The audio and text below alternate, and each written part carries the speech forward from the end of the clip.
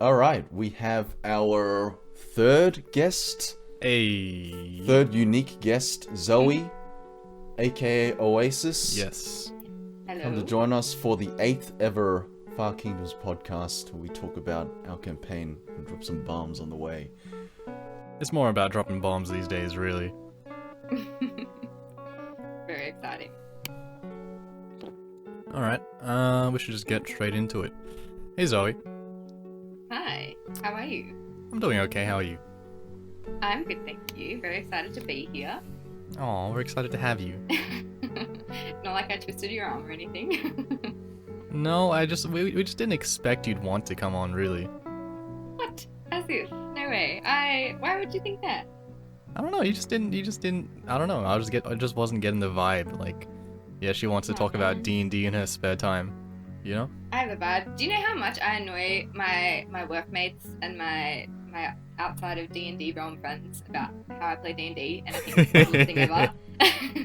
And they're like, "You play D&D?" And I'm like, "Yes, it's very fun." Hell yeah.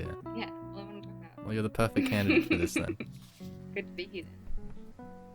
So what Kevin and I were gonna do, we're gonna try and describe your character, and you're gonna tell us whether we're right or not, instead of just us asking Yes. you random questions like that, because that seems like more Yes, fun. that does sound like a lot of fun. Very excited. Okay, Kevin, do you want to try first, or should I? You go first. Okay.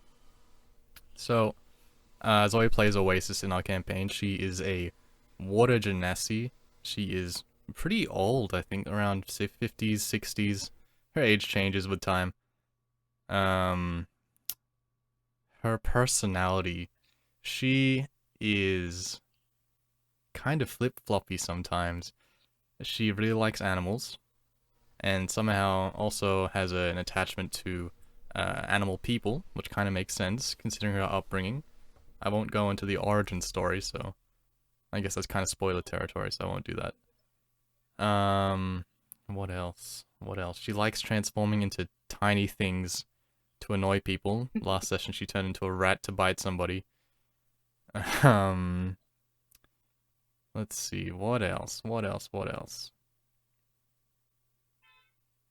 She doesn't really do too much in combat, but I think that's kind of more her personality in general, and more the it's not exactly pacifist the way she goes about her life. It's more, it's only if things concern her that she'll concern herself with it. Does that make sense? hmm Would you agree with that or no?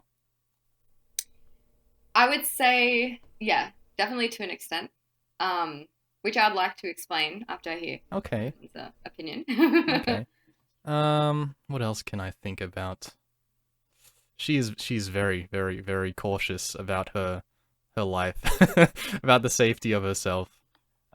Which is you can see for the last 3 or 4 sessions where she, takes time to find every possible out in every room, takes the necessary precautions to hide her identity, which is really, really fun from a roleplay standpoint. But I don't know if it's fun for you as a player. No, But we'll get into I that. enjoy it. Yeah. And that's kind of my take on Oasis so far. Mhm. I'm sure there's these other little quirks that I missed, but I'll let Kevin. What do you think? Yeah, I think you kind of hit all the points. I want to say that despite Oasis's real age, she has quite a youthful personality. And that might just be Zoe spilling into the character itself. But yeah, I feel like she meshes really well with the more outgoing characters like Storm and now recently Ryan, who's starting to come out in a role play. And I think also Oasis values loyalty above many things, as per the moment where I believe I believe Toku and Oasis went to meet his auntie, Klestel. Clistel, Yep.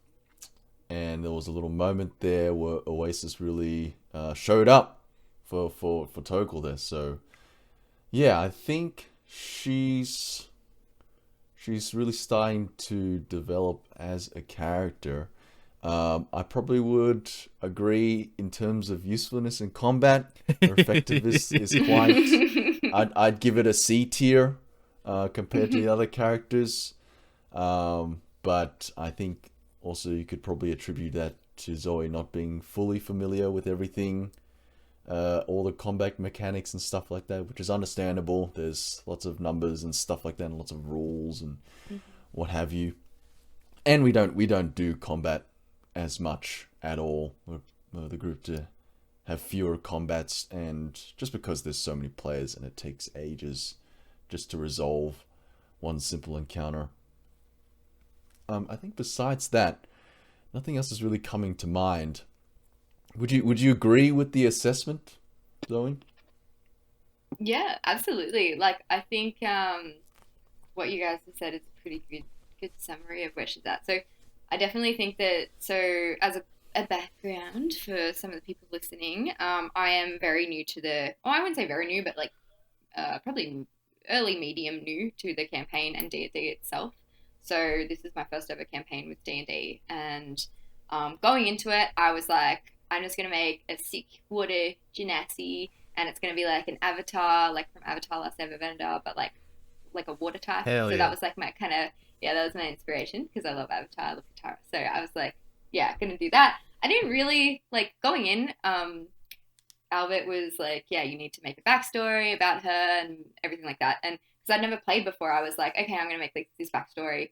And then for the next couple of campaigns, I was kind of just running on that. But then I felt like, especially listening to the podcast and kind of having, I guess, contradictory actions to what Oasis was doing. Like, in the past, I think it was Storm had like sacrificed a deer or something. And I like, even though I love animals, I didn't step in and do anything. So I was like, it was at a point where I was like, okay, I need to like go in and reevaluate my whole character again.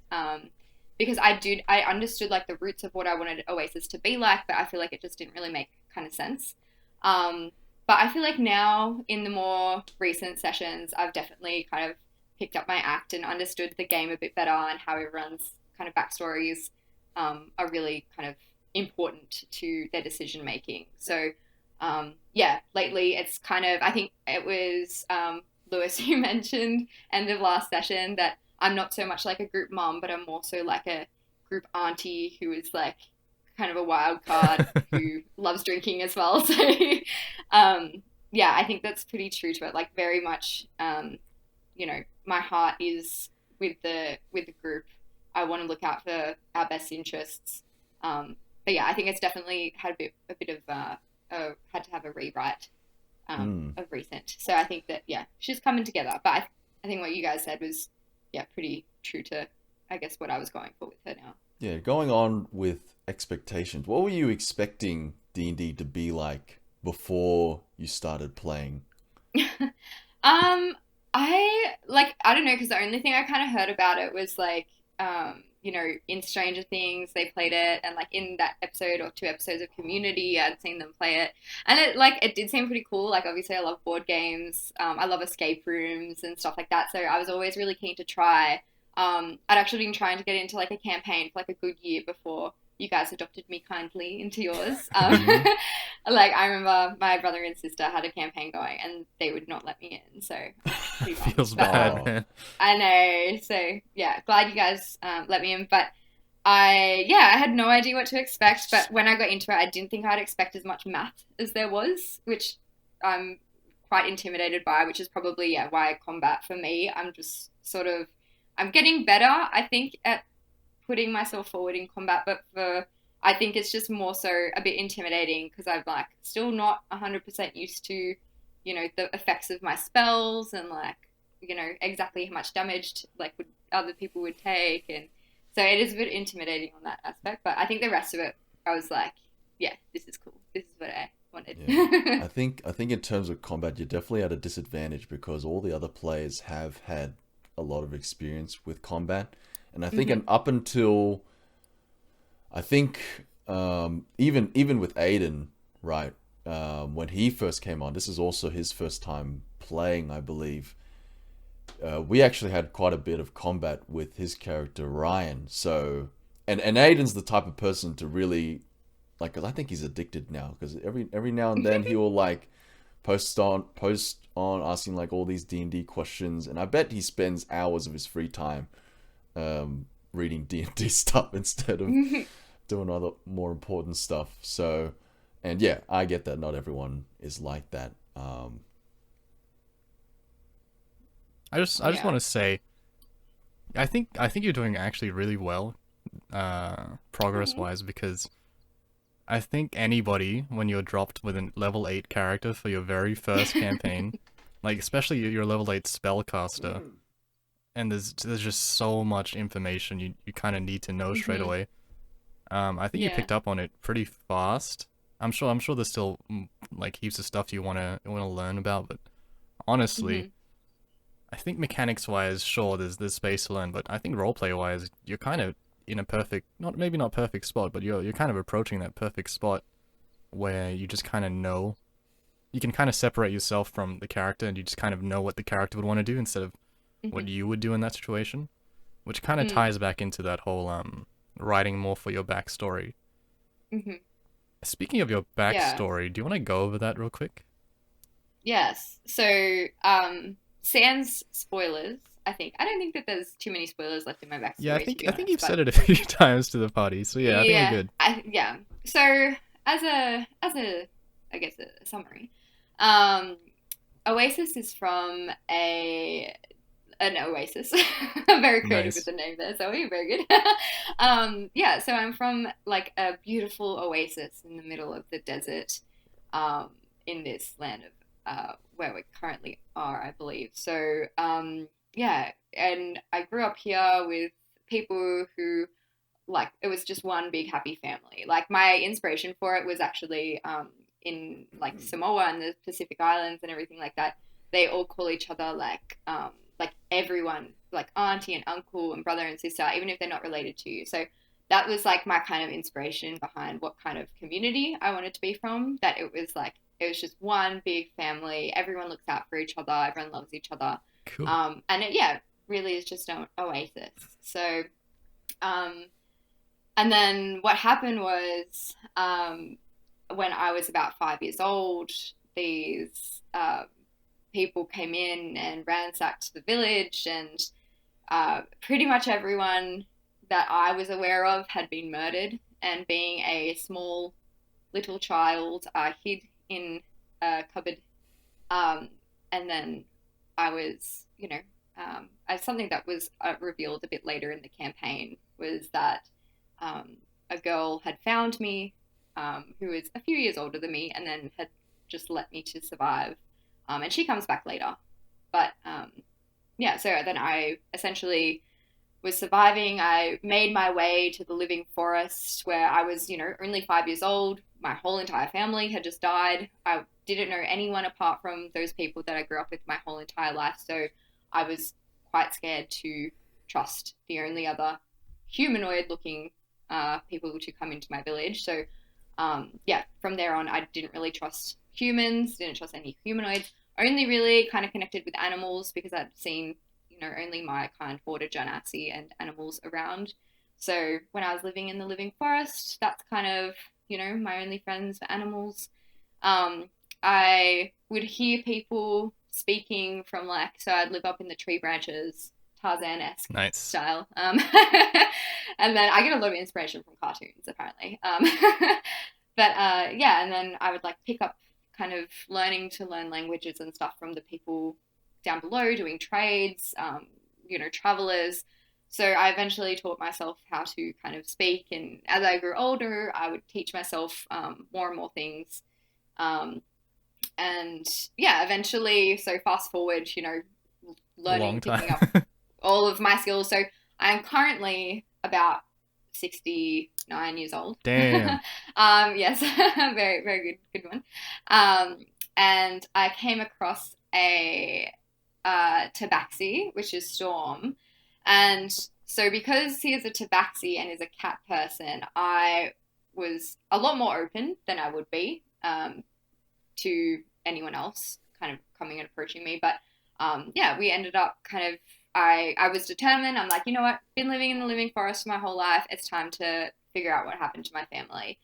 So, and mind you, in water genasi time, 69 is probably more like, what did we say, like 40, Yeah, 30, because 40 water years old? So, gymnastics live up to what, 120-ish yeah, years? yeah. So, Mm. I mean, like, yeah, understandable that that would probably be a good time to be seeking vengeance, I think. Um, and then, yeah, so met Storm. We rode together into a town, split ways, and then eventually came back together, saw each other in a village um, where the campaign started. Yeah, where So, everything came well, for together. me at least. Yeah, and that's pretty much the backstory for Oasis. I didn't notice until you mentioned it, but as you were retelling that, there were so many parallels to like the Last Airbender. I was like, oh, the Fire Nation's Yeah. attacking now, and 70 years later, the Yeah. last the last Airbender is gonna come back and Uh-huh. save everybody. Yeah. I was like, oh, wait a second. I know. You can tell I have a very creative imagination. Not I mean, I think everyone ripping off. steals things, especially Yeah. DMs. Yeah. Well, exactly. I mean, yeah. I mean, I would think if it was more like Legend of Korra and she came back after 70 years, then I'd be like, okay, this is too similar. But at least blending two Yeah. kind of makes it a little Yeah, bit she's a less. water genasi, not an air genasi. There's a Yeah. difference. Yeah. Exactly. Do you think that is there a reason she waited for like 64 years until she kind of left, or is that just I flavor so far? well, I would say, like, to be honest, when I first created the character, I was like, what's an age? And I was like, oh, let's make her a bit older, make her a bit different. But then as I thought about it more and more, I'd be like, this probably does make sense. That she has come from 5 years old. So like when you're a 5-year old, I guess basic like Yeah. words and how to do like basic tasks by yourself. So I guess she would be able to set herself up, you know, well, hopefully, I mean, she has, but set herself up, in a nice tree, be able to kind of learn to survive by herself, learn to pick things up from people. And then I feel like, she would probably be so scarred still in her 20s, and that kind of life that, the only, because you got to remember, the only people she's known apart from her own kind came and, like, destroyed Yeah. everything she ever loved. So, um, yeah, I think it's just so deeply scarred in her that she was like, fuck that, I'm not leaving this tree for anything.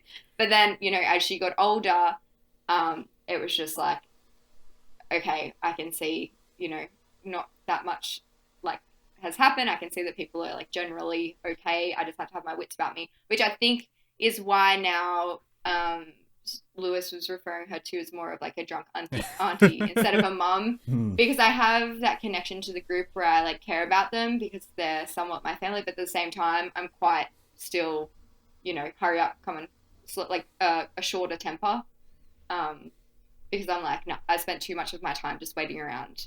Like I want to get shit done now. So yeah, I think that's Cool. what I was. That does make like perfect sense. Yeah. Like I've waited Okay. 64 years. I'm not waiting anymore. Yeah, exactly. Okay. Okay, I get that. I get that. I mean, talking about your RP, because Kevin mentioned it a little earlier with the Klestal thing, where after that you pulled Tokul aside, Oasis pulled Tokul aside, and she's like, well, you guys are kind of my family. And as DM, I was completely fucking mind blown at that point. I think I mentioned it in like a different podcast, but now that you're here, I can talk about it. Like, did you think you were gonna say that, or was that just kind of something that was just subconscious there, or was it just like heat of the moment thing? Well, like, because obviously I had no idea about the situation that was coming. I was like, from Oasis, like, I don't know much about Tokul's storyline, I guess. Like, I guess, the very basics. Um, but yeah, it makes sense. Like, I definitely didn't plan to say anything like that. It was coming from, like, Zoe that I was like, what, like, okay, I'm Oasis right now. I'm seeing right now that his auntie is, putting him on the spot saying, would your, like, clan die for you? And I was like, well, fuck yeah, we would. Like, we've been through so much together. If I'm not going to die for him, then it's like, then Yeah. it just didn't, like, make sense in my mind. Yeah, like- That I was like, okay, the first people I can come and trust and spend so long traveling with, like, so So yeah, I was like, no, I would like 100%. And I know you guys had that discussion about it on the other podcast, like, would she really? And I was like thinking about it, I'm like, yeah, well, definitely, because only kind of family I've known since I was like 5 years old, and you've done so much to protect me as well in like combat when I'm kind of useless. So I'm like, fuck yeah, like if they're gonna die for me, I'm gonna die for them. Okay, so in saying that, were you surprised that the other party members were like, nah, I ain't willing to die for you guys? No, I think this comes back to that age thing as well, because I was thinking about that. I was like, oh, well, that's rude. But then I was like, well, okay, think about it. So Tokel's like, well, Tokel said he would. He said he would? Yeah, Yes, he yeah. did. But he's quite young, so I believe that's kind of like noble of him, you know. So that kind of makes sense to me. And then Storm said no. No? Yeah, Yes. some said no. Yeah, he said no. Which, I mean, how old is Storm supposed to be? Supposed to be early twenties, 20s. early 20s. Yeah. So for me, I guess that kind of makes a bit more sense. And he is the reckless type. And then, you know, well, he was probably the one that shocked me the most because he's the one that I'm probably most close with. But then I think it just makes sense that I would be more willing to die because I'm already kind of a bit older, a bit wiser. I literally just have like, you know, just kind of seeking answers.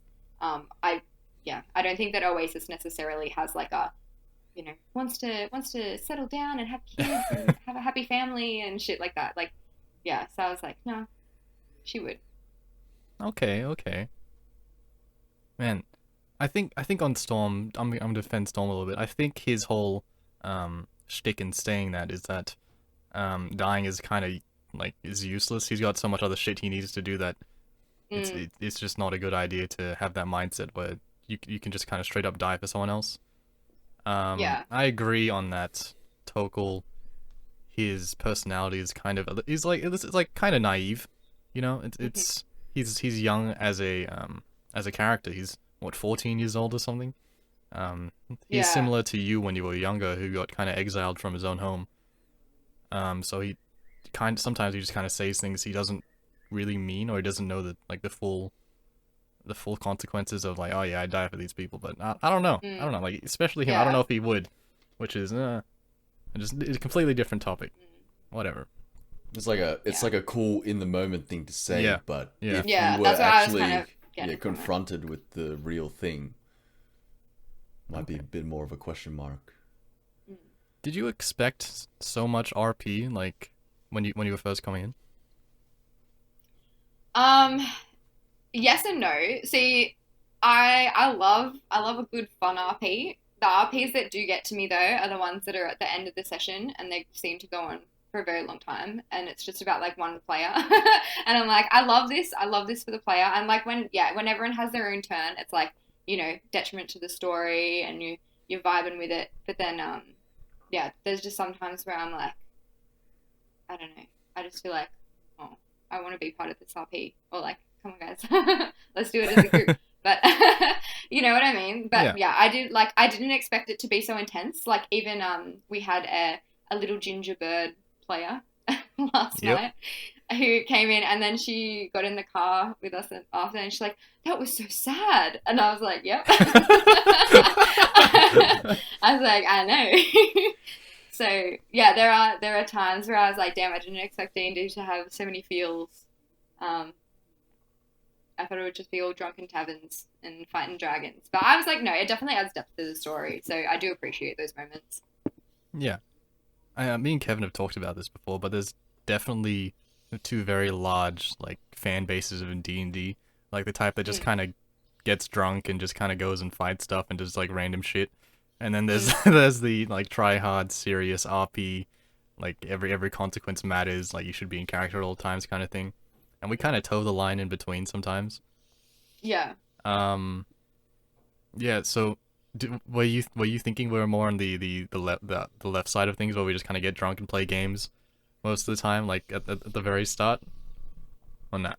Well, my first ever campaign session that we did, or one of the first ones, I believe that was when we were like setting those circus animals free and, you know, Oh, hell yeah. messing shit up and like, yeah, and that was really cool. So I was like, yeah, I think the first couple of sessions I had was like really like go, go, go, like really intense. And then in the middle, it was kind of more like we were traveling and having a lot of like D&Ms and stuff, which is like, yeah, definitely nice to kind of hear um, like characters' backstories and everything. But I definitely didn't expect that kind of side of D&D. Yeah, I don't like the think, depth. especially because, well, yeah, because like the only exposure I'd had was like on, TV and like popular culture and stuff where it is just like they always cut to like the most intense battle scenes and stuff like that. So I was like, oh yeah, that's what D&D is.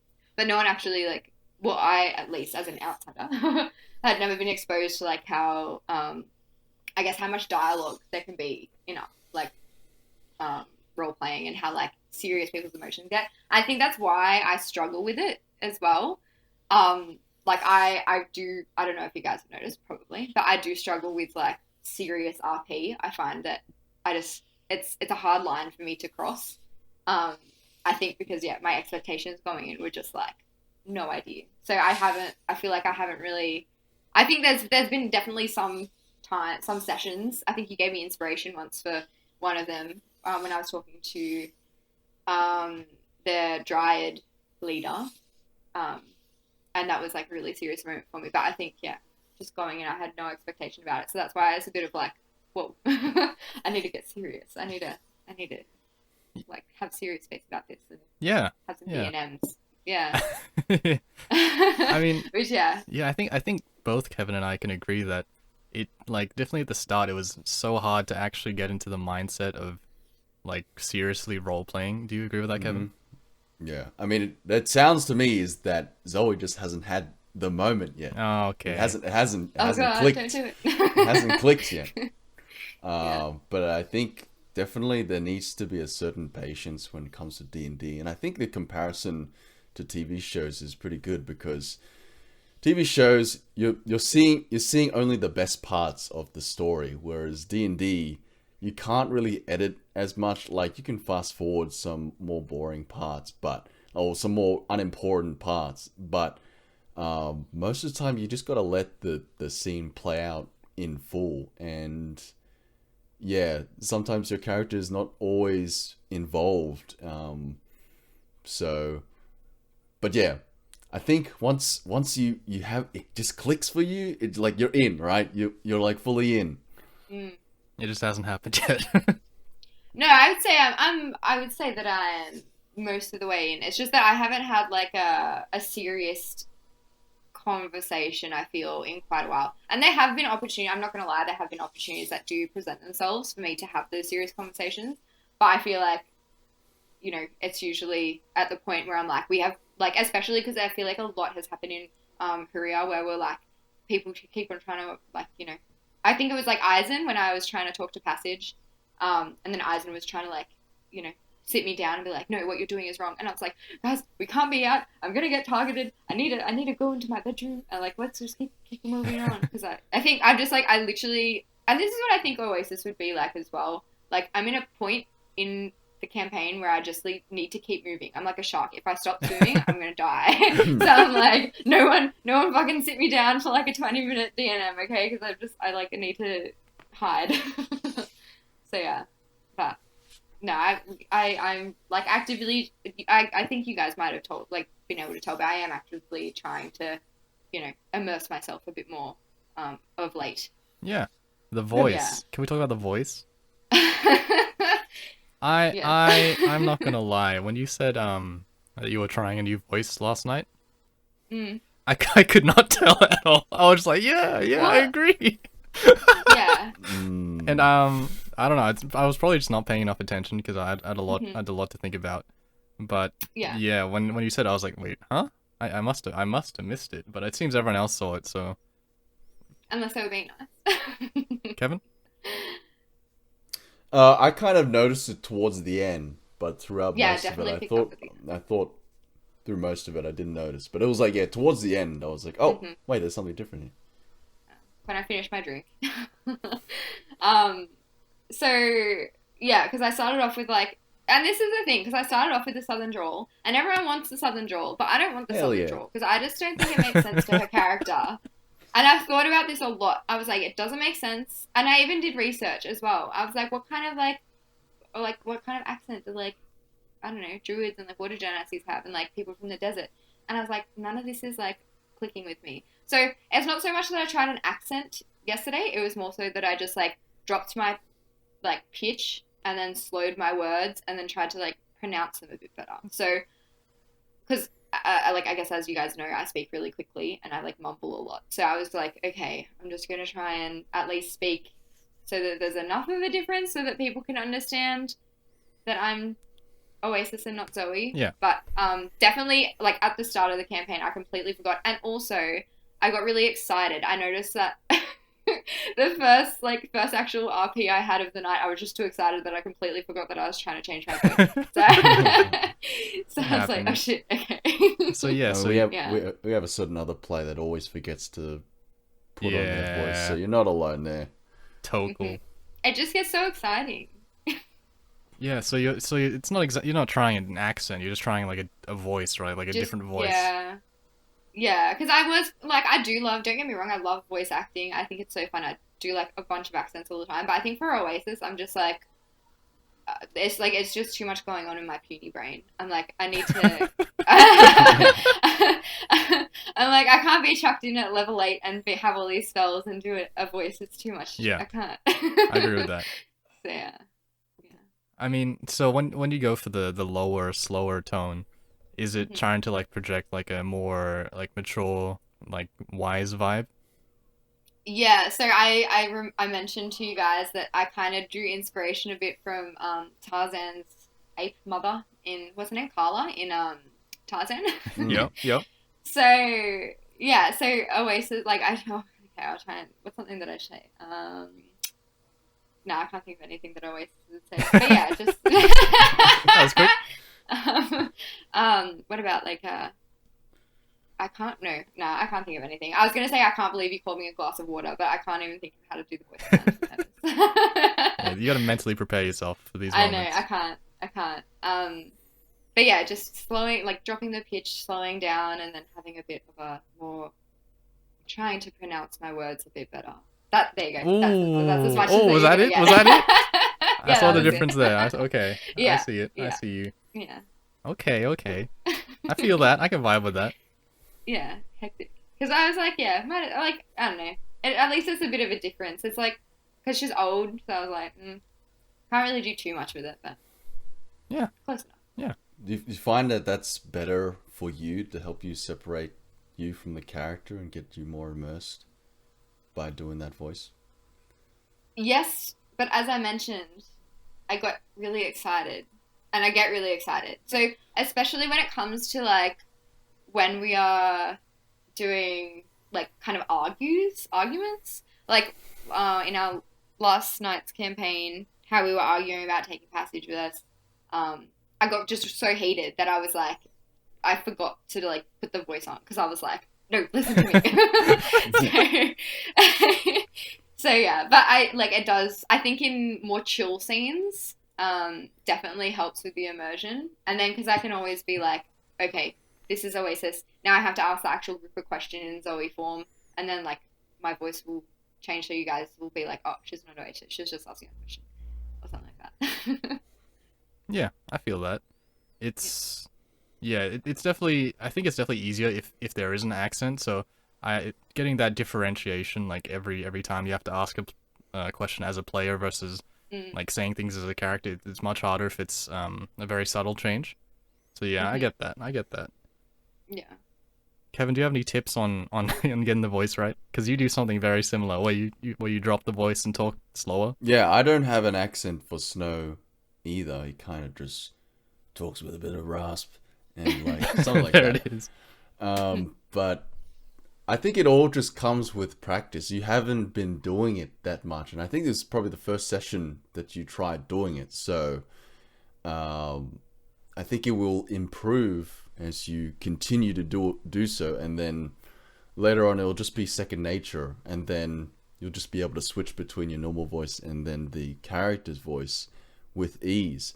I think maybe probably in terms of the pitch, you could probably go a bit lower, because it's hard for me to hear a difference. Like when you spoke just then, I definitely heard a difference in like the speed and like the kind of tone you were going for, but it still sounded like Zoe. You know what I mean? Yeah. I don't know. I was a fan of that. I saw that. Yeah. I'll practice with it. Maybe I'll get deeper the angrier I get. she's gonna be a man by the end of some sessions. Doing? Yeah.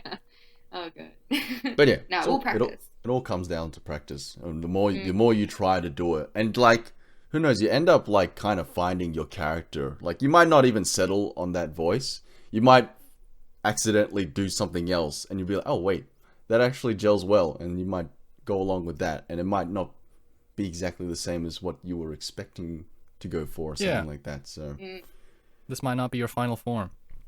Yes. I mean, we'll see. What I think is pro tip DM time. I think Kevin used to do this a lot as well. Maybe you still do it, but you just kind of talk to yourself in your spare time. You talk in the voice as the character. Do you do that sometimes? I think that's a really good way to get that practice in, or to get the voice down. Yeah, you know when you think up of arguments after they happen in the shower, just do that, but with D&D. Yeah, well, I have a like 45-minute commute to you guys anyway from my house, so maybe just every time I'm driving. Just get it ready, get the mentally prepared. Sorry, the mental image of that is too funny. No, I do. I actually talk to myself a lot, so this shouldn't be too much of a hard assessment for me to. Yeah, I just find it really helps with getting the voice down. What I do for some characters sometimes when I'm making NPCs is that when I need to get into the accent straight away, is that I have this. I think voice actors do this as well sometimes, where they have this like, it's not like it's like a phrase, like a code phrase that kind of encapsulates the whole accent you're going for. For example, Creed, you met Creed last session. For that context-wise, this is a tiefling woman, maybe mid-30s. She's not exactly evil, but she's apathetic, sadistic, kind of mean. She's a little mean. She takes pleasure in watching other people suffer sometimes. She's not very nice. So when I was writing her, I was like, okay, what was she supposed to sound like? So it's very similar to Oasis in that it's kind of like a slower, lower pitch, almost kind of like a flirty vibe she gives. I don't know about the flirty part. I think I kind of cut that out towards the end. But yeah, it's lower and lower pitched.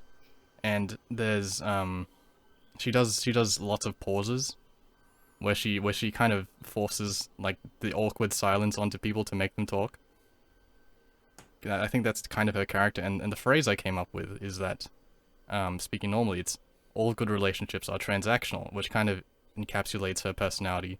And if you say it in her voice, it's kind of like all good relationships are transactional, something like that. And I think that helps me a lot. I don't know if that's just a me thing, but maybe you could do something like that for your character. I don't know. I think my phrase would be something around glass of water. Glass of water. I mean, that phrase, I know what you're talking about. That phrase doesn't even have to be anything to do with the character's personality. If it's like, if it has the words that allows you to emphasize the sounds of the voice you want to go for. I don't know if you ever seen Critical Role, Zoe, but one of the characters called Jester has this kind of weird Slav Scandinavian accent, and she says technically to get her into the voice, because the word technically helps her, it's easy to put the inflections of the voice onto the word. So technically, and then she'll just say that a bunch of times, and then she's in the voice. So, yeah, as long as it gets you in the voice, I think you're already a good way there. It doesn't have to be personality-wise related. Yeah, I think for me it's more I need to transfer into that personality straight away as well, because I'm always switching personalities as a DM. But that might not really be an issue for players. So it's more a DM tip, I guess. I don't know. Speaking of last session, should we do the recap now? Sure. Yes. Zoe, you are the guest, therefore you do the recap. It doesn't have to be too good. I wrote a lot of notes. Oh, okay, never mind. It has to be perfect. I was typing away. No. I take it back. You're right. This is I didn't this write is anything down. the recap. Let's go. Okay. All right. So, where did we start? All right. Oh wait, should I do it in Oasis's voice? Ooh. Yeah, good practice. This is good practice. That kind of already started off, is it? All right. Okay. So what happened last session was we started off with in the tavern that we were staying in, and Snow has the bag of holding, which is an important note for very, very soon. Eisen and Ryan are both out of this session as they have their own business to attend to. But Ginger is back, and Ginger is a little bird that we sometimes sub in when we have an extra guest come into our campaign. Hell yeah. Doesn't do a whole lot, but yes.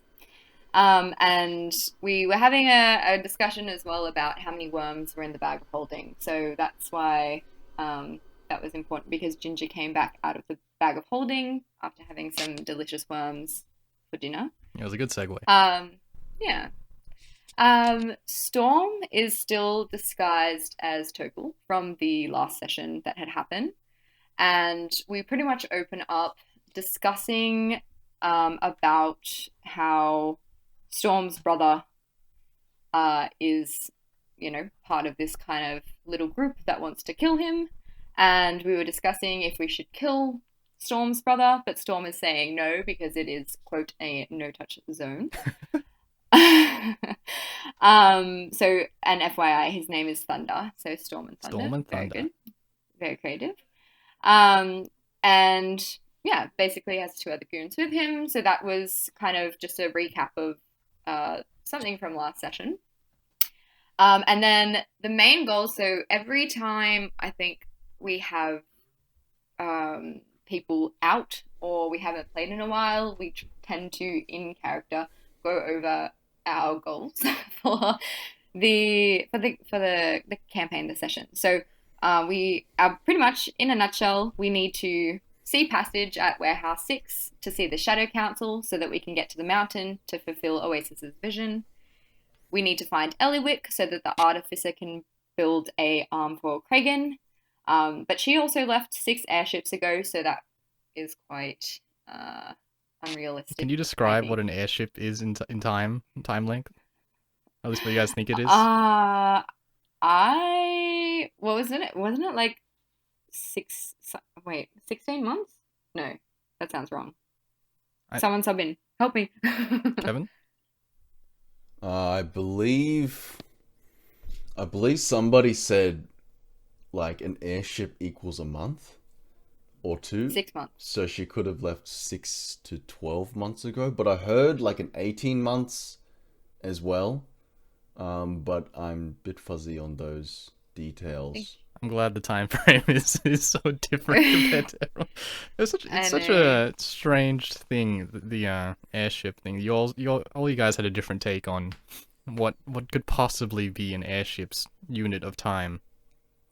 I think what you guys came to was that an airship's unit of time was that the time between where you're moving between different sections of the desert, when airships getting sent out to retrieve food or whatever, and then coming back, is what you guys kind of came up with. Yes. And since I don't know who said 3 months is where 3 months is how long it takes for a courier to move.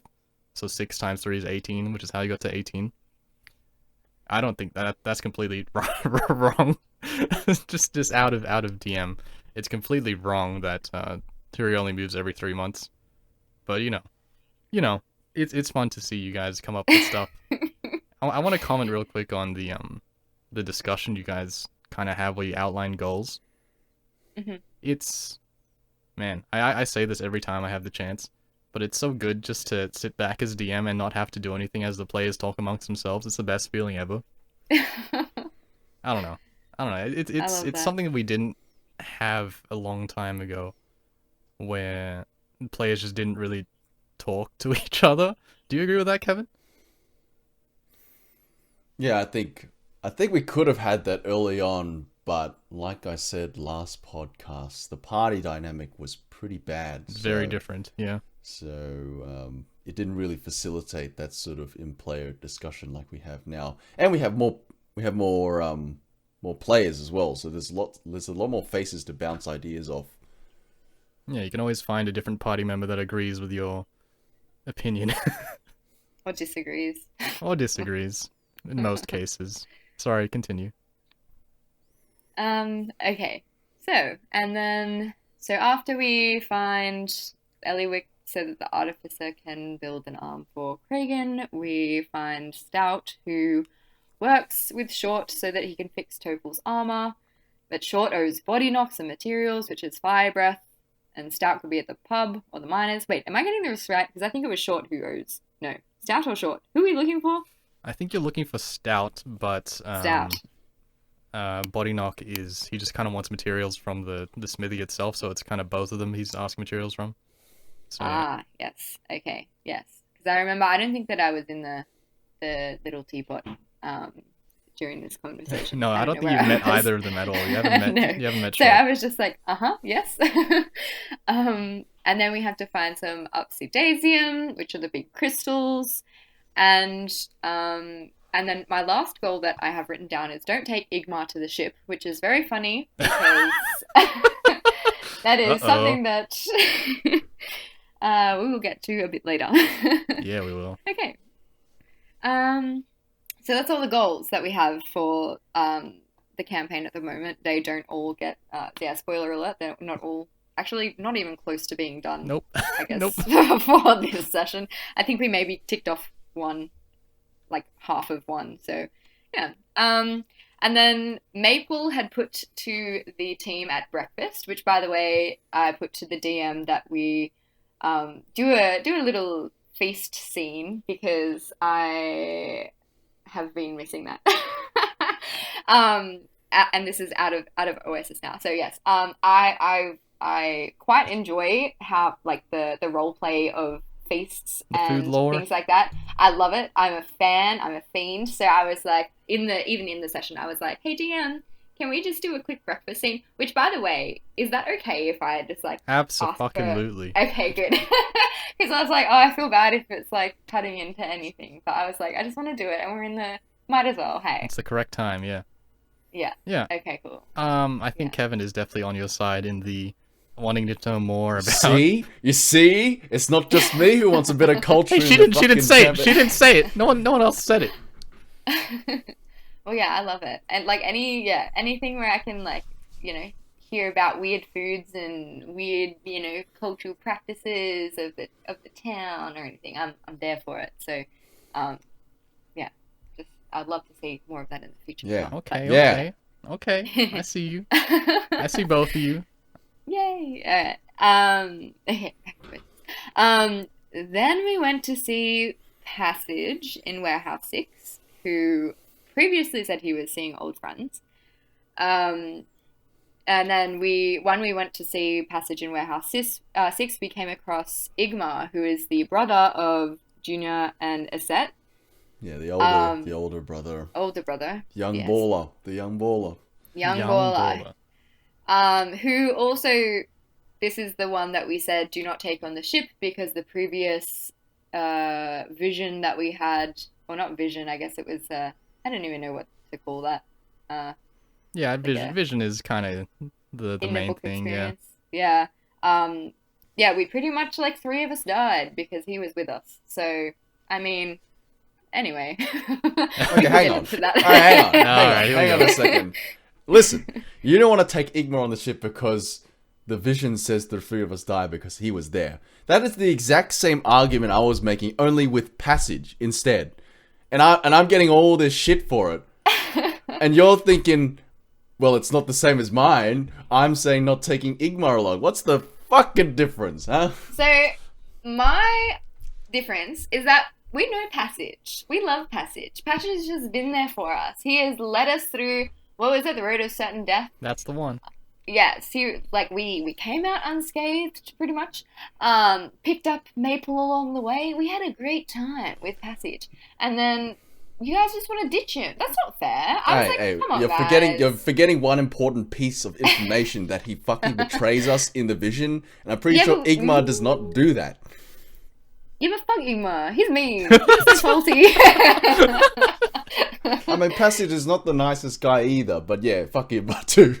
I know. I feel like I'm gonna have the same feelings towards Igmar as I did with that girl from what was it called? Oh yeah, the chick Weirdwater? from Weirdwater, yeah. What was her name again? I Started can't. with I an can't S recall. C.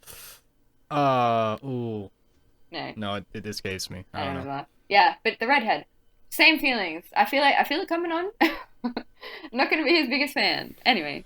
Just another Yeah. little shit. Except this guy is being intentionally mean. That girl didn't really do anything to get hated. Her goddamn reason. That's even more of a She didn't reason. deserve to be hated. She was just annoying. I honestly, to this day, I don't know what it was that just annoyed me so much about her. I think because she was quite like a fangirl from what I remember. Yeah, Which and fuck I think I fangirls, was right? just like, I was just like, come on, what are you contributing to the group? I was like, we don't need you. Cut her loose. Damn. Yeah. I mean, you I'm brutal. supported I her know. dying, which is kind of pretty extreme, right? Yeah, I know. I did. But I know. I mean, having said that, I feel like it's somewhat true to the impatient drunkenardi that I'm just like, you're not helping, get out. And then I have also said rude things towards some of the NPCs that are in our group as well, when they're not pulling their weight. Which I do feel bad That's fair. about, but at the same time, I think it's just part of Oasis. You didn't really say anything to Hevroth or Strongjaw. They seem No, like I pretty, did. Yeah. pretty big deadweight NPCs to me. I've said that they are deadweight NPCs before. How Yeah? dare you? I know, I'm sorry. Hey, fuck you! They don't I do Strongjaw is an nothing. important member of this team, and you know They it. don't do I nothing. know. This was, okay, to be fair though, this was like when it was, we have to fly them across when we were fighting that big, you guys were mostly fighting it, but in that big, Oh, that the big water. aboleth in the, Yes, the the reservoir. Yeah. Yes. So when, we were moving everyone across and I was like, come on guys, let's go. And then you were like, but the NPCs. I was like, fuck the NPCs. But no, I've grown to like them now, even though they're not really originals. But anyway. I mean, yeah. Hagler Squad. Strongo's still with us, isn't he? No. Yeah, he's around he is. Ryan all the Yeah, time. he wasn't there this session. Mhm. Yeah. Which I missed him. I Maybe did the miss same thing will happen with Igma, Maybe you'll grow to like him, or maybe you'll kill him in his sleep. One of those We'll two. see. We'll see. I don't think I've actually fully met him. No, you as haven't. a- You haven't spoke to him at Yeah. all yet in character yet. Exactly. Yeah. So we'll see how it goes. Okay. Um, Continue. So okay, and then so we're in warehouse 6. We see Passage. Storm has been using is using his crimson coin. Yes. Yeah. To essentially like get in to talk to the Shadow Council. But we meet Creed, who is, as you mentioned before, a tiefling. Very, very gorgeous tiefling, if I must say so myself from your description. Hell yeah. And Creed is like the boss of Passage in this warehouse. And then, anyways, huddles us into her room where we are looking for answers about, the Shadow Council and how we can get into, the mountain and everything to Yep. fulfill my vision. And then Creed sees me being a water genasi and is like, do you know how much? And this was, oh my goodness, the RP between me and Creed in this scene, I was scared. Because I was sitting right next to you and I was like, this is intense. Stop staring at me. So yeah, good job. But Thanks. yeah, and then essentially we kind of unveil here about why Oasis is being hunted and why there is bounty on her head. Turns out that because I am, was it plane touched? Yeah. Yes. Yeah. Which was a new term to me. Because I am plain touched, my blood turns into water with a spell. Um, and so we kind of came to the conclusion based on this from what Creed was telling us, me being a water genasi, Furia being desert, that essentially they're pretty much using water genasi blood to trade water, because it's some, kind of expensive good. Yeah. A That's fair what I think assumption. as a party, that's what we were assuming. So as Oasis, I'm quite happy with uh like that as the story, like the kind of story. I don't know if it's true, but to me it makes sense. Yeah. Okay. But I would be interested to know a bit more about like exactly what, kind of sparked this. But yeah, I was like, as soon as I got that answer, I was like, okay, bye, and ran to the back of the room. Which, by the way, she pricked my finger to show me how my blood turns into water. So I was under a lot of stress during this particular interaction. Yeah, it was a lot of fun Um, doing that. Yeah, and then I got straight back to the exit. um, so essentially, we have words with Creed. Mostly, Storm is leading the conversation as he is the one with the crimson coin. What we come to an agreement with is that Creed will essentially give us wishes. Is that the term that we That's the term she uses, yeah. used? Yeah. So wishes. So essentially favors, if we can fulfill favors for her as well. And so I guess, yeah, our main goal out of this was, getting to the Shadow Council to get into the mountain, which we found out she was part of the Shadow Council. I just During this like how conversation. everyone has adopted Shadow Council instead of the actual Primes. real name of The Primes. I like Shadow Council better. Council of I think. Primes. It's a new canon Oh. now. Yeah, Why it can't is. I It say- just kind Oh. of stuck now. Okay. So yeah, we're going with Shadow Council. I like Shadow Council. So was it Council of Primes, and then how did we get Shadow out of It was Council of the Primes? Who knows? Primes, Yeah, the it's just the 13 Primes. Primes, and then Lewis started saying Shadow Council at the start of the session, and everyone just kind of jumped on the train. I like it. It sounds mysterious. It's mysterious. Well, okay, interchangeable. Yeah, so then we find out that Creed is a part of the Shadow Council. And then in her first essential favor that we have to fulfill for her is that we need to protect Creed's Moonrunner during Deep Night, which we had a lot of conversation about. What the meaning of Deep Night was, which is just midnight. Yep. And we found out that the Moonrunner is Igmar in order to get a wish. So we essentially are now on the quest to protect Igmar, in order to get a wish from Creed. Then the group kind of had a lengthy argument after we left her little office, still in the warehouse, about how we should take Passage along or if we shouldn't. Correct me if I'm wrong, but I think at the end of the conversation it came to say that Snow was pretty much the only one who was really against it in that first argument sequence. Yep. Yeah. So, it came to the consensus that we were like, yeah, let's bring him along. But then Tokul turns around It's classic Toggle. and he's like, sorry guys, he can't come along. And then, well, no, he doesn't actually say that to us. He goes straight to Passage and he says, sorry, you can't come. Even though it wasn't a party decision, which I got quite upset about. Hell yeah. So, because previously in another campaign session, I had, again with Passage, I had, like, crossed his path in the hallway of the tavern and I was like, hey, come and see my friends because we want to ask you some questions about if you're going to betray us. And Eisen was with me and Eisen was like, what are you doing? You can't do that. And I was like, what do you mean? I was like, let's just do it. I'm like, he's not going to hurt us because we literally just saw him this morning. And then anyways, Eisen had a big go at Oasis. And I was like, well, fine, I won't do it then. So this kind of annoyed me because Tokul went against what the party decision was and then did whatever he wanted to do, and then everyone was just fine with it. And I was like, well, hold on, that's not fair.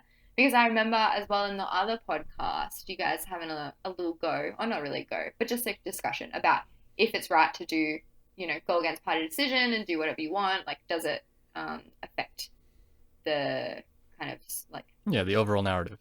Yeah. Which, like, I mean, I think to a certain extent, like, yeah, definitely go ahead, do what you want. But then at the same time, I was like, well, if I can't go around and ask Passage to come along, why can't he turn around and ask Passage to come along? So I was like... Yeah. You're well within your rights to be mad about that. Yeah.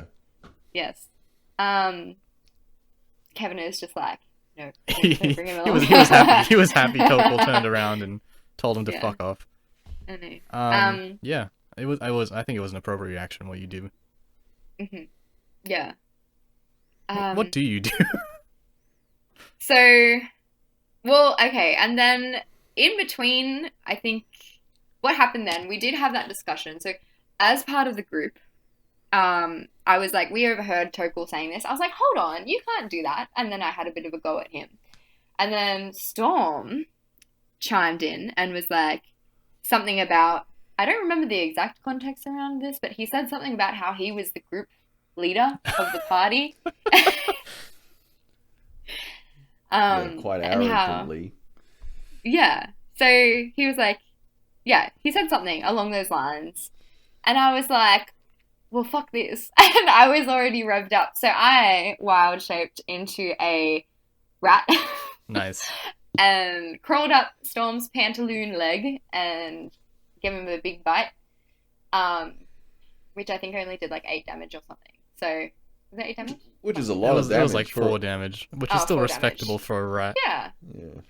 Fair. And then he summoned a bunch of vultures. Was it vultures? It was vultures, a bunch of vultures to come and attack me the second that I leave the pantaloon because he was not happy.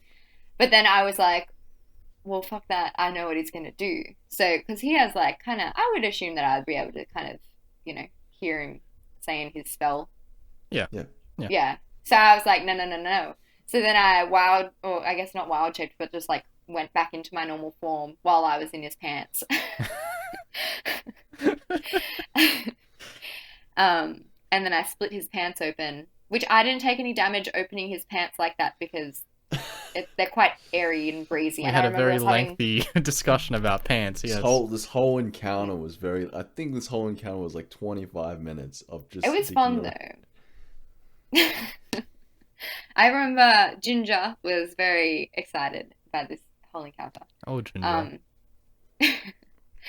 And then eventually the vultures attacked me and I took 17 damage. Which, you know what? Worth it. In retrospect, I think it was worth it. I was very happy with that. I was fine to take that 17 damage. Yeah, put them in their places, Auntie. I mean, I think I agree. I agree with that. Tokol definitely did kind of go against the party's overall wishes, which ended up being fine because everything kind of got thrown into a mess anyway. I mean, after that, and you guys had another discussion after that anyway about the same thing. So I think everything kind of resolved itself after that. But I think it's definitely fine to be, I don't know, upset's not the right word, just a little miffed that he can do something that someone else said you couldn't do, which I agree with. I think I agree with. Kevin? Yep, agree. Good agree. Yeah, you got to smack that down. But I do agree with Tokol doing that because that was my argument. He was following my argument, so I approve, but I also disapprove. You approve in character, you disapprove as a player. No, I approve as a player as well because I mean that going against party wishes, that's just in the free will of the character to do so. But in obviously if he's reprimanded in character, then it's all in universe. It's not like it's not like a rule we have outside a game. Like one of our campaign rules is, and you never go against the party decision, blah blah blah blah, because Lewis does that all the time. Multiple characters do that multiple times, and they face the consequences in game, and I think that's perfectly fine for them to do that. Yeah, Okay, I kind of agree with that. Yeah. And so now half-legged, half-pants Storm and the rest of you guys. So the vultures kind of tore apart like some of your clothing that showed the blueness of the water genasi. Mhm. Is that right? Yeah. So, um, yeah, I was a bit declothed for a little while, if that's even a word. And then Tokul kindly came and covered me back up, which was very nice. Um, and kind of just ushered me outside. But then while this was happening, Storm goes to talk to Igma Here we go. about coming along with us, um, which he wasn't too peachy keen about, I don't believe, from the beginning. Wait, who's Storm? No, Igma. Oh, Igma. Ah, Oh, is this? the beginning I think, conversation between you guys was a little weird and rough. yeah. I think what sparked the whole thing is because Storm mentioned something about Igma's uncle, who Storm killed a couple sessions ago, and then Igma went to the tavern to investigate. And then we proceed Yes. to follow him to the tavern, and then what happens? Milk. Milk. So much milk. Milk. I mean, I applaud Maple for stepping out and trying to get in on the RP. I applaud him for I that. agree. I agree. It's so random. Some Just milk. milk. And then when Igma tried to talk to him, he shut him down. So I was like, oh, okay, you're just here for the Yeah. milk. Yeah, it was a very kind of awkward and jarring, I think, like sequence of events that happened with Igma, from going to the warehouse to going to the bar to eventually going out with Storm at the end. Hmm. Like watching the RP, I was just like, I just wanted to. I was in like so much frustration that I was like, no. I was like, I hate this kid already. um, yeah, it just got to a point where I was like, fuck this guy. Do we really need Fuck him? them kids. I know. Which, yeah, I understand, and you can only get so mad because I know at the end of the day we do need him. So I was like, oh man, and it was just so frustrating watching and not being in the safe situation as well, because I'm like, come on, man, we can help, maybe, I don't know, help diffuse the situation. But it was just like literally Storm talking to him first, then Maple, and then Storm again. But that came in a little bit later. Um, Yeah, I think I'm as DM, I might have made a mistake there. I feel like maybe I should have asked you guys what you guys were doing during the time. I think I did once, but there wasn't really much of a response. So I think there was definitely an opportunity for you guys to kind of intervene in the whole thing, but it just kind of slipped by without anybody noticing. Do you remember that, Kevin? I remember you saying something like staring at the window or something. That was after everything was over. I tried to have a little scene there, but I wasn't trying to do anything in particular. Yeah. I I mean, mean, if the players wanted to intervene, they could just run out. yeah. Because Yeah. I assumed that you could see what was going on outside the tavern windows, so they could come out whenever they wanted to. But I also think that a lot of players thought that this was a Storm moment. So Storm is out there. He's got to deal with whatever crap he's done now. So, mhm. and I think that's good. It's good learning. It's good learning for Storm because he does a lot of stuff and gets away with it, but not this time. Do you think Toggle should have intervened as well? Um, I I I think don't know. I perhaps. don't think so. I I don't don't think think that so. Tokul really had any one-on-one with Igmar during this session, did he? No. No. Not this session, but he was quite complicit in the death of the Yeah. uncle and what transpired around that. So I thought he'd have more of a stake in the conversation, but Yeah, I agree. Well, But he kind I of think zoned that out. Tokul was on the boat that we should try and keep Morn, Igma's uncle, alive, right? Yeah. And Storm was the one to advocate to kill him, And meanwhile, Snow was also there, but he wasn't really advocating either side. He was only bearing witness to the events, right? Yeah.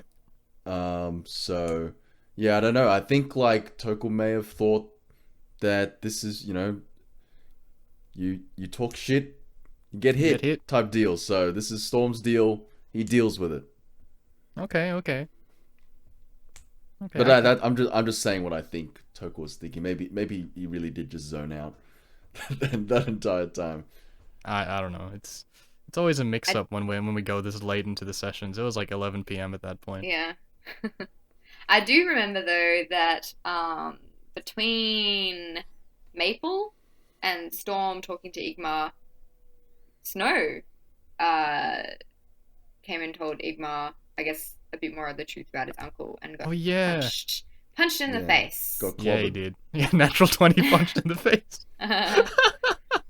Ah, shit. The kid's got a good fist. I don't know. Yeah, at least you didn't retaliate and just like kind of kill him, which was nice of you, I guess. Yeah, the whole conversation between Storm and Igmar. Understandably, Zoe, you're not too much of a fan of Igmar. Do you guys kind of at least see where he's coming from on that? Is it just completely alien? To be fair, it's just it's me not having Zoe. I'm not a fan of him because he's a little shit. But Oasis, on the other hand, doesn't know too much about the situation that's going on. I feel like she like met the brother and the mom when they needed help, was friendly enough there, understood I guess who Igmar is when they went and had the vision, and also prior to that did hear about the killing of the uncle. Oasis knows kind of the bare bones of everything that's going on, but I don't think that she's necessarily likes him or doesn't like him. I think she's pretty neutral ground. Yeah, she doesn't really have an emotional stake with the guy. Yeah, so I guess I would assume, like, based on Oasis's previous history with NPCs, I think, if they can be of use of us, if it's, like, detrimental to our quest, then yeah, sure, let's do all we can in our power to bring them along. If they start, being difficult and, just not a vibe. not a vibe, but you know what I'm trying to say, like. Yeah, I got you. They're more of a burden than they are a help to the group. Then I feel like she'll be very kind of quick to drop them, because I think at the same time, Oasis is loyal to her party mates, but people who she's only known for like a shorter amount of time. And I think even though Maple's like come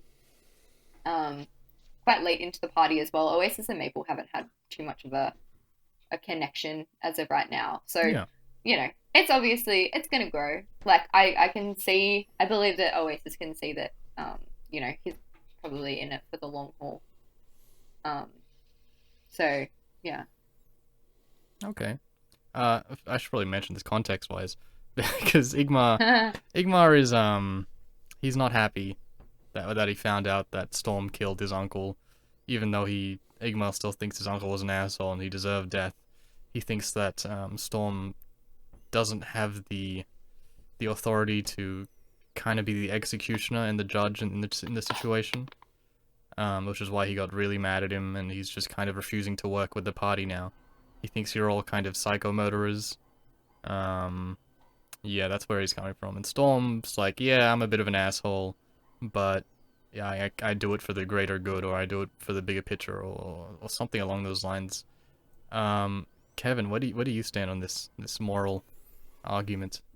I definitely can see where he's coming from, but he is acting like a kind of a bit of a shit about it.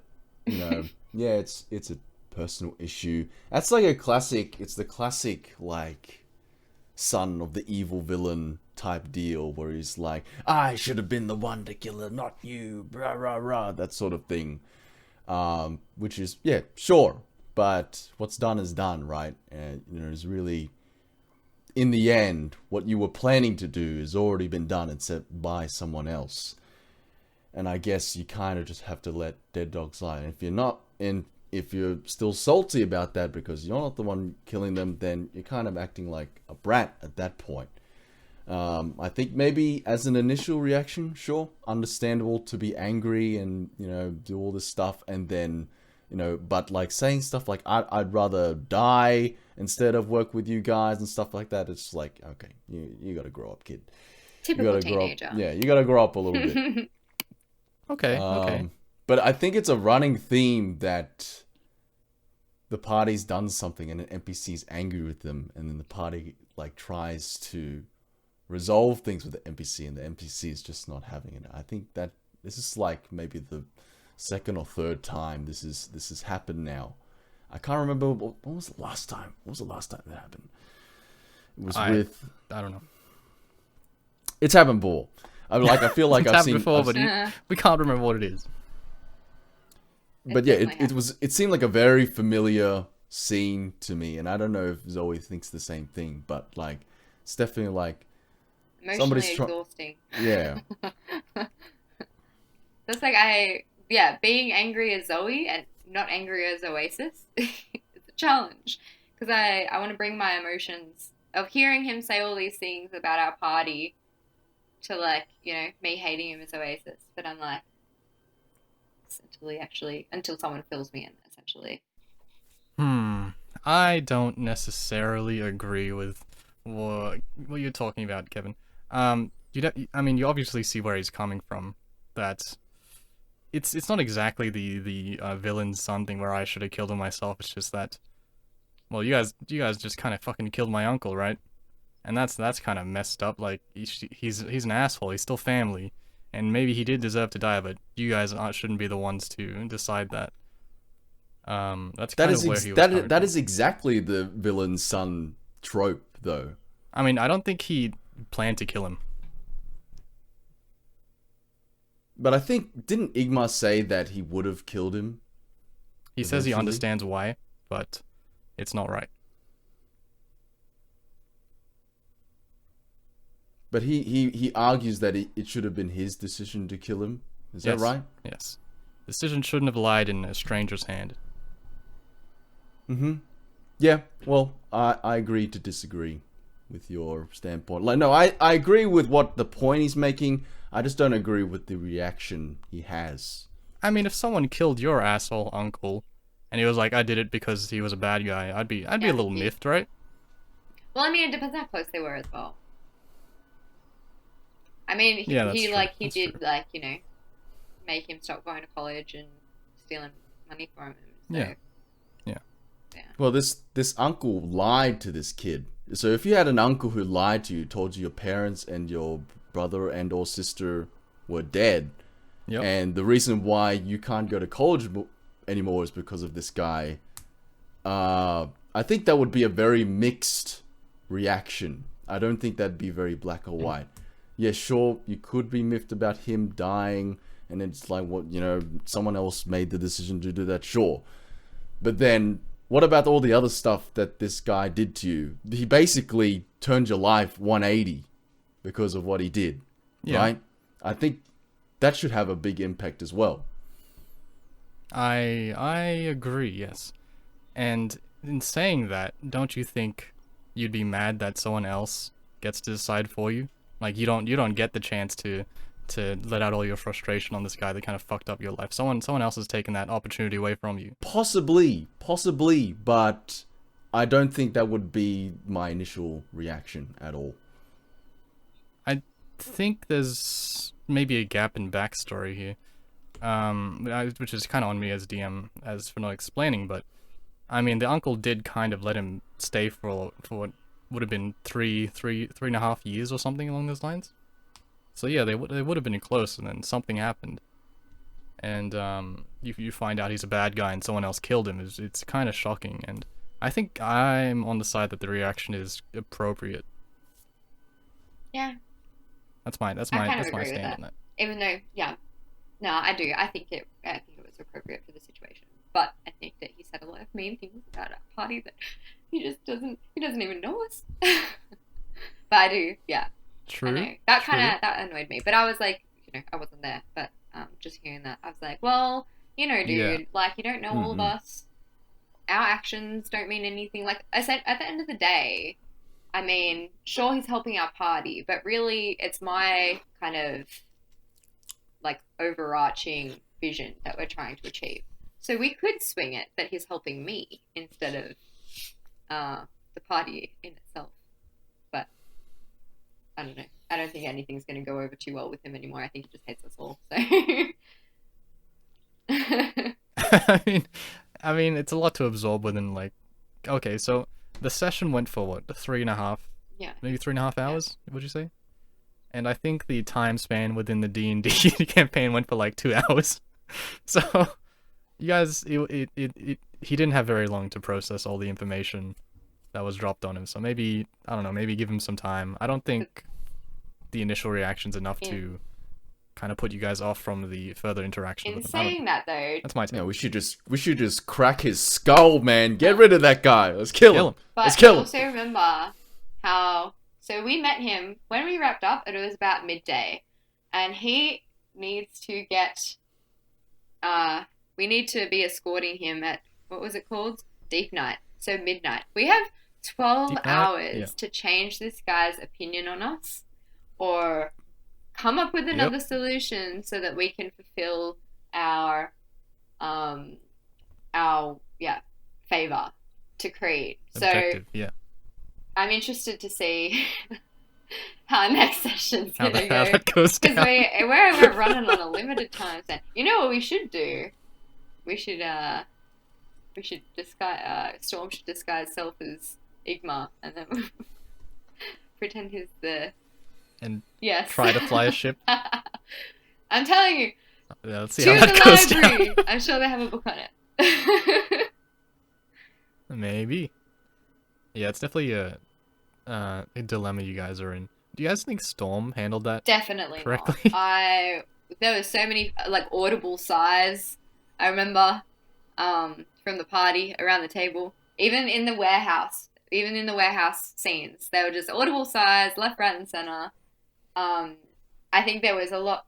I don't know. Could have been eased into the fact that you slaughtered his uncle a little bit easier, but I think you got to do what you got to do. I suppose. Yeah, This I counts guess. as a bomb, by the way. This counts as a bomb. Yeah, I mean, do you agree he did the right thing, Kevin? I definitely think he mangled trying to convince Igmar. I think he went on a ramble a little bit and like he was trying to connect dots that weren't really there. But I think I like it because this is probably one of the first times where Storm is coming to terms with the consequences of his actions. Well, look, if we're going, let's say I agree with his reaction. Storm took it in his own hands to play God and end a man's life because he was doing it for the greater good or whatever. And there was equal reason to keep him alive at that time. So Toka was also in the right as well. Just as like we just don't deal with the uncle anymore, right? We take the money straight to the college, as previously agreed. So, but no, Storm's decided, hey, this is something I'm gonna do now, and it's catching back up to him. It's catching up to him now. So I like it. I like that aspect of it at least. Okay. I want to address something. After the whole thing happened, I think Lewis was a little miffed that he didn't get the persuasion rolls he was gaming for, because I know he was looking for the rolls. My rationale behind that, if he's listening to this, is that the first time he rolled like a 26 or something to persuade Igmar about the validity of his claims that his uncle has disappeared or he's no longer on Hurio or whatever. So I think from that point on, I was just like, okay, Igmar sees everything Storm's saying as truth, but that doesn't necessarily mean he agrees with his standpoint. And that was kind of the mindset I went in. So Lewis, if you're listening, that's why you didn't get any rolls. That's what I'm saying. Yeah, that's what I was going for. I agree with both of you in that maybe he could have handled that a little better. Igmar was being a little shit, to be honest, but that's kind of his mentality at the moment. I don't know. I'm excited to see what you guys do from then on. Yeah, it's gonna time is Yeah, of the essence. probably gonna kill him. In Yeah, I feel like it's probably gonna end up Oh. with him dead. That's just the general trend these days. Speaking of the general trajectory of the campaign, what do you think of the direction it's going in, Zoe? I'm a fan. I like that we have our overarching goals to fulfill our visions. I like that we have our little side quests. I think that I'm doing a good job at staying true to how Oasis would be reacting, in that we're in Huria. I have a bounty on my head. We need to get out of here as fast as fucking possible because it is, I'm gonna die. so like I do like I like Korea. I like how the town is set out. I think it's really nice, and like I would love if I could explore more without a bounty being on my head. Mm. So it's like, Yeah, you're saying you'd like to see some more culture. No, I- Shut up. I know. Some I know. clothes and food. there just seems I know. like so many Yeah. cool I know. places that yeah, and it's such a conflict for me because I know that everyone wants to spend so much time here because we've spent so long trying to get to bloody Huria, and then as soon as we're here, I'm like, shit, we need to leave. So, but yeah, I don't know. I'm a fan of how the campaign is going at the moment. I think it does have a lot of depth. I just think that like when there's so many mini goals for us to do, we can get a little bit sidetracked, and that's when it's like, Oasis needs to be a bit more pushy into being like, come on guys, let's do it. Let's get this bread. Get this bread. Yeah. Yeah. So yeah. That is not what I was expecting you to say, What were you to thinking? be honest.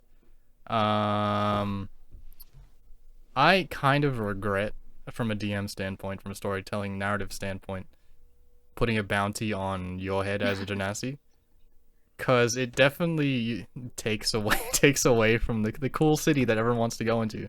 Like, I remember as soon as I said it, I was like, oh shit, what did I just do? Like, what? Now they're in this time frame where they can't really enjoy themselves in the city. Now there's this urgency that's always kind of following them, trailing them from behind. And yeah, that I was like, okay, I feel bad because she probably wanted to explore the city too, but now she's she's a wanted woman. I don't know.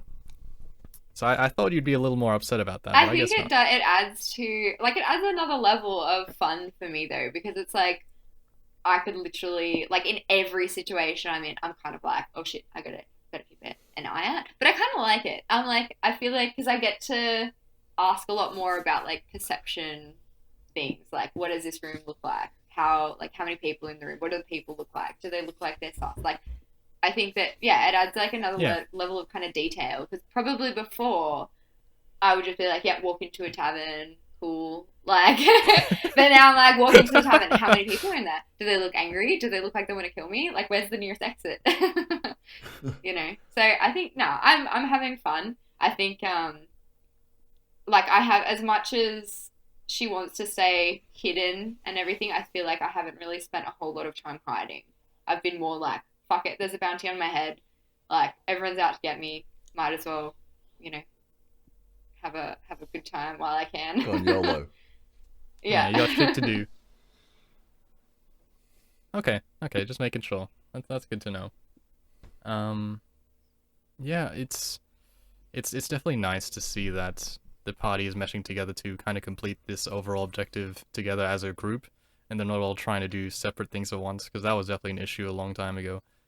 So that's really nice to see. And what would you like to see more of, Zori? I know I already know one of the things you like to see more of, but what else other than that? Yeah. That was Yeah. the funnest thing ever. So, we didn't do it. There was not a podcast on that episode. I mean, session, is there? I don't think so. No, that was way No. before we started. So, for a little the- bit of context, the podcast. Albie, the fantastic DM he is, Hello. We were in some part along, I think it was the road of certain death, around that time, I believe it was, and we went into some big Yep. kind of chamber thing. And then as soon as we get into there, there's like, I don't remember like in too much detail, but they were like pebbles or something, or like stones, Yep. and they were all Little different rocks. Yeah. colors, um, like one for each person who was in there, who walked in. And then we were like, should we touch it? And then we touched it, and then there was like a puzzle of like we had to figure out. I think it was like something happened to you, and you had to figure out without speaking to everyone else and telling everyone else what happened to you, um, like yeah, what it was, like what was going on. So yeah, Yep. in a nutshell. But it was really fun, and that was a like yeah, just watching Lewis like yell at everyone. um, it was a good one because I love escape rooms, so I was like, this is yeah, fuck yeah, give me that. Yeah, puzzles. I really love the idea of doing like some kind of themed one. We've talked about it before, but doing like for Halloween. A Yeah, holiday like session. Halloween's coming up. I want to dress up and do in person, but I'd love to do like I don't know something cool. Maybe a little spooky castle or something, or like in Christmas have like a little I don't know what kind of Christmassy things we could do, or like I said an Easter egg hunt around Easter, things like that, like little cute theme things. I think would be fun. Okay. Um, Okay. but that's just like additional things that I just am sprinkling, planting the seeds. But I think I definitely like more so when we're yeah definitely doing things as a group as opposed to splitting off because it can get to a point in like we have had sessions where it's like it's just some people like a couple people in the group they just have like these massive long things that they need to do, um and then the other people are just kind of like okay when's my turn, I'm ready. Yeah, Yeah. so I Chilling. do love it when we're all a big group, and I do like those like little like shopping scenes and stuff, but I feel like yeah if it's just one or two people doing it it just drags on, which is like in the last session how I was like I want to change my outfit but I'm like I'll just send you a photo and then just imagine that. Except I haven't taken my money out, so I need Yeah. to figure out how much that will cost. But yeah, It'll probably be like five, ten I'll silvers or something. change it. Yeah, we definitely try to fast Yeah, forward. We try to fast forward through all the yeah, and boring like some of things. it is fun, like those yeah things that are just nice to have. But I feel like they're only really fun if it's like the whole group is doing it. Like doing that feast was fun, and like yeah, but that's pretty much it. I'm having a fun time. I'm really enjoying my Friday Okay. nights. Okay. Good to know. Yeah. Good to know. Kevin, what would you like to see more of? Culture. Okay. All right. No, I think we've spoken enough about what I really want just Okay. throughout the whole set of podcasts. Um, yeah, I mean, besides the culture stuff, yeah, I do agree with Zoe that like having doing stuff as a whole group um, helps with engagement and all that.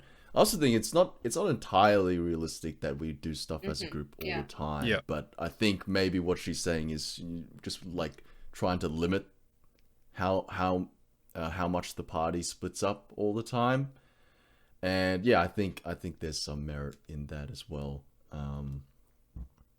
But yeah, other than that, I don't really have anything I could mention.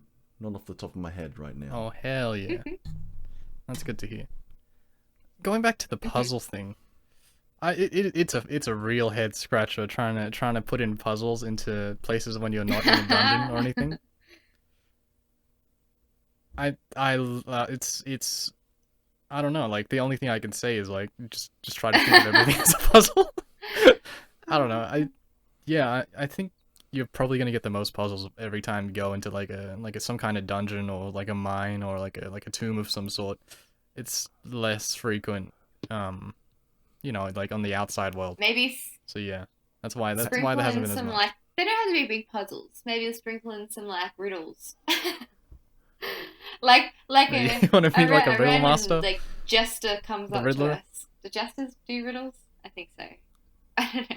I don't. But Okay. yeah, summon an old man hunched over, walks over to the group and or like asks Yeah, us and he a asks riddle. you a riddle. Say you can get a feast on me if you answer this riddle. Oh my god, that would be my dream. I'd be in on that. Okay. Hell yeah. What about mysteries? Do you like The whole mysteries, thing's a Zoe? mystery. Because I do. Like a murder mystery. A mini murder mystery. Yeah, something like you like those. That'd be fun. You gotta find the Ooh. clues and Ooh. everything. Kill off one of the NPCs. No, don't do that. I love them too much now. Yeah, Vice do it. Draw. It might happen. It might not No happen. more, no more dead. Maybe that's how he dies. That'd be He's part of the sick. murder mystery We plot. wake up, go up to his room. Strongjaw is dead. The only thing next to him is a brazier and a razor blade. Hmm. That'd be fun. Yeah, I mean, we kind of had one of those a long time ago, but you weren't there at the time. It was the whole Oni thing. Yeah, I mean, it's definitely good to get feedback from every time we get a new guest on, to get new viewpoints on what people want. So yeah, definitely look forward to more puzzles the next time you go into a dungeon, because we didn't really used to do that much in dungeon dives, did we, Kevin? It was more just combat, right? Yeah. Well, I was promised some puzzles coming up at the council meeting. I was promised. If I don't get any puzzles, I'm quitting. No, I'm kidding. I mean, you gotta get to the I'm council Turning meeting into a first. bird and I'm flying away if I don't get any puzzles. We met one of them. Where's the puzzle with Creed? Where's the puzzle? Where's the puzzle? That's not council meeting. They're not No, all there. where's the Doesn't puzzle? count. Doesn't count. Is it- Doesn't count. It doesn't count. Oh, I don't know if this counts as dropping a bomb, but I do feel really bad saying this. Say it. Should I say it? And okay, don't bring shit up and then Yeah, don't I'm say doing it. that. You Yeah, I'm say doing it. that. Just say it. You want me to say it? Just say it. Did anyone else? Okay, I feel bad saying this, but did anyone else feel like the session flowed more smoothly with less plays? Yeah, I would agree with that. And I don't think that necessarily it's a bad thing that like people can't be there for a session because we all got shit to do.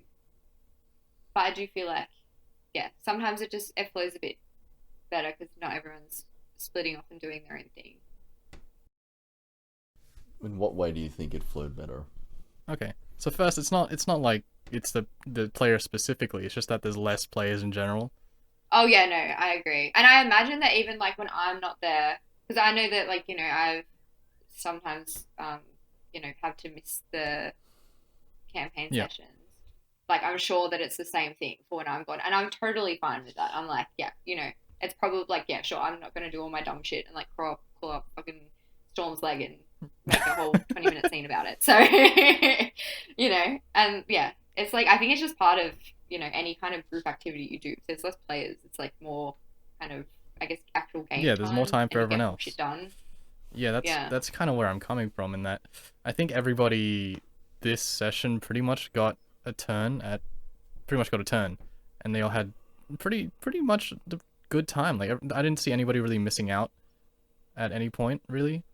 There wasn't as many sidetrack shenanigans that happen that eat up the time, which definitely happens more when we have 7 players.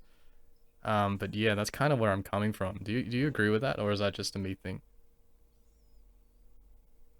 I agree. Kevin? Yeah, I think that's just a matter of, and I think it's a matter of game time as well, because we have more players, but our sessions actually got shorter on average. Yeah. So, advocate 6-hour sessions. Bring them back. 6-hour sessions when? 6-hour session. No. When? What do you mean no? My brain.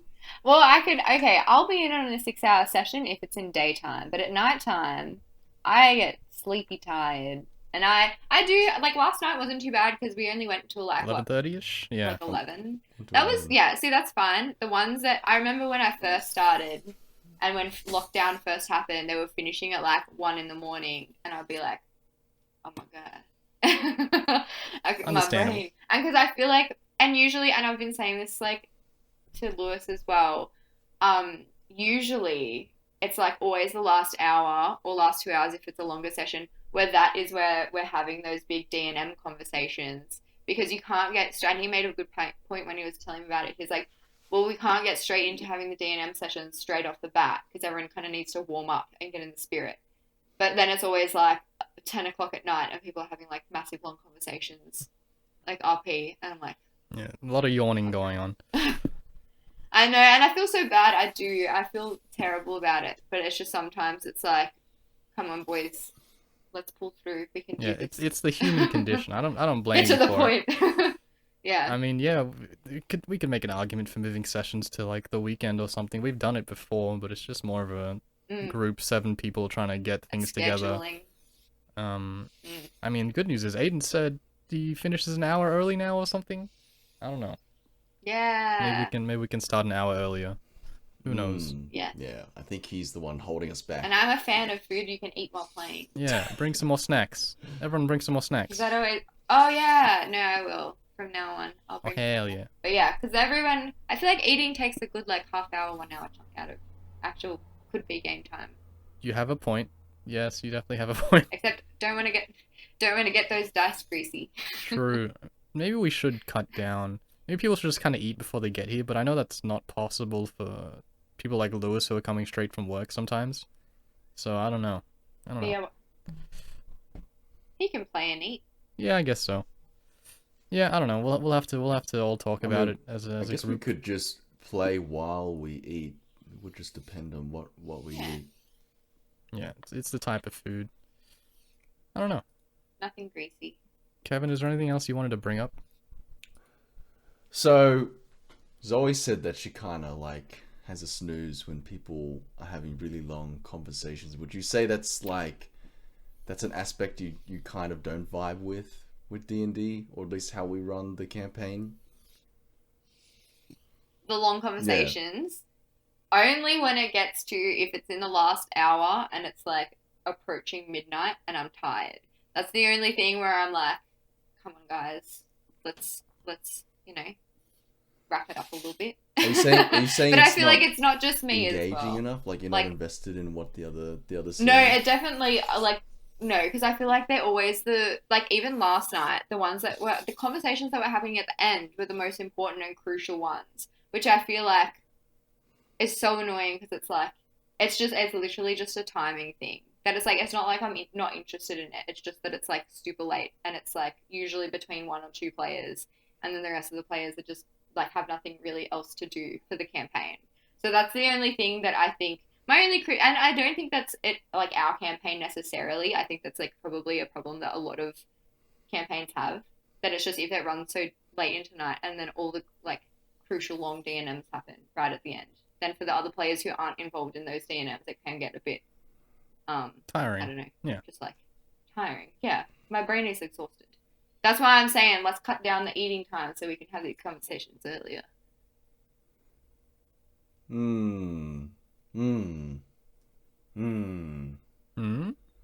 But if you're That's not interested, fair. right?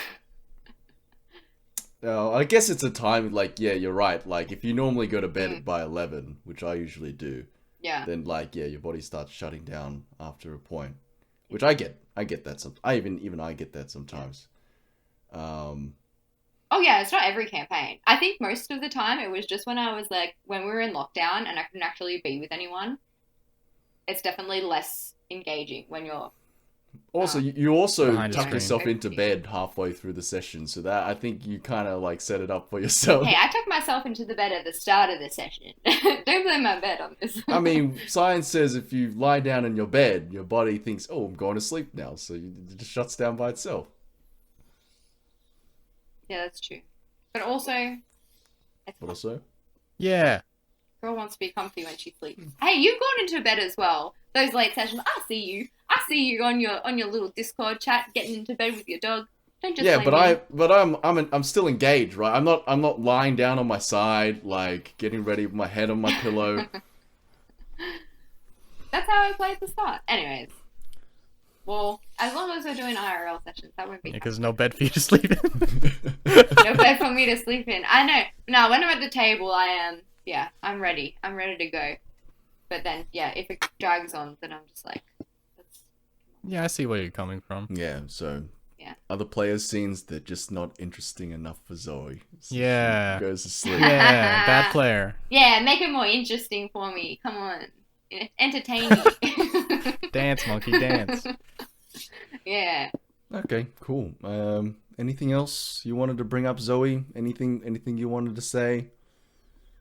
Any bombs? Got any Um, bombs? Ooh, any bombs? Yeah. Huh? Oh, Damn, she's too Any nice. what? any Hey, bombs? you want to drop any bombs Any- on someone? Oh, any Anything you want to bombs? insult Yeah, anybody No, on? I feel like that was my biggest bomb. Damn, she's too nice. She's too nice. Not like us. I am too nice. Not like us. My only bomb is let's eat earlier so that I can go to bed earlier. I think we could try and That's we my can only try and bomb. go for that. Yeah. I think we'll be. Yeah, maybe like we organize what we're gonna eat the day before instead of the day of, so there's not much dicking around, and then food's ordered, it's here when we get here, we nom nom, we get to playing. Maybe maybe we agree. should cut down on the pre-discussions as well. I don't know. Cause I know I'm guilty of this too, where we just kind of talk about random shit for like 15 to 20 minutes, and just not play, like at Yeah. the start of every session. Yeah, I don't know. It's just because Yeah. we're friends. So Good can't friends. blame us Just on need to that. catch up. I know, we just love each other too much. I don't know. I can't really think of anything else to talk about. Email? Email. Oh, email. Email. Let me check. Ah! No emails. Nobody loves us. Yeah, man, no views either, but what are you gonna do? What are you gonna do? Yeah, I know, right? This is It's- for it's for the reality. party. We talk about the party for the party, okay? Yeah. And Yeah. no one else matters, okay? No one else matters. Yeah. All that advertising didn't amount to anything. But hey, any party members out there listening, hey, just jump into the episode discussion and say something. Hey, say something. Hey, How do I last know if you episode listen if been you cut don't say down. something? Tell me what kind of food you guys want to eat that's D&D friendly. Yeah. D&D Yeah. friendly. Do we? Tell me what snacks to bring next time. Man, should we have like a cooking episode where like the characters cook something, but we actually have something prepared in real life and we eat? Ooh, Oh, that would be that's so cool. cute. That'd be really cool, actually. I like that idea. I do. And I want to dress up more. Okay, that's it. Ooh, yeah, cosplay session. Should we try Cosplay cosplay I session? did a cosplay. I've cosplayed as Oasis before. It was really cool. Traitor. I did like what? I know. She had different spells. It's different, I swear. Yeah, I'm down for it. Although I don't think I'd get to dress up as anything. I just put a hood on, No, you. like a robe Yeah, on. have you right? seen? No, dress up you as can Passage. you can dress up as the That's right. DM. There's a DM outfit. Oh, the costume. Yeah. So, yeah, the costume. You gotta with wear the that. cap. I guess, yeah. I don't know. It's something to think about in the future. But I think that's pretty much where we ended here, right? Hey Zoe, Yeah. thanks for Yeah. coming. Thanks for having me, Yeah, boys. yeah. No problem. Ba-da. We've been Far Kingdoms. We'll talk to you guys next week. Bye.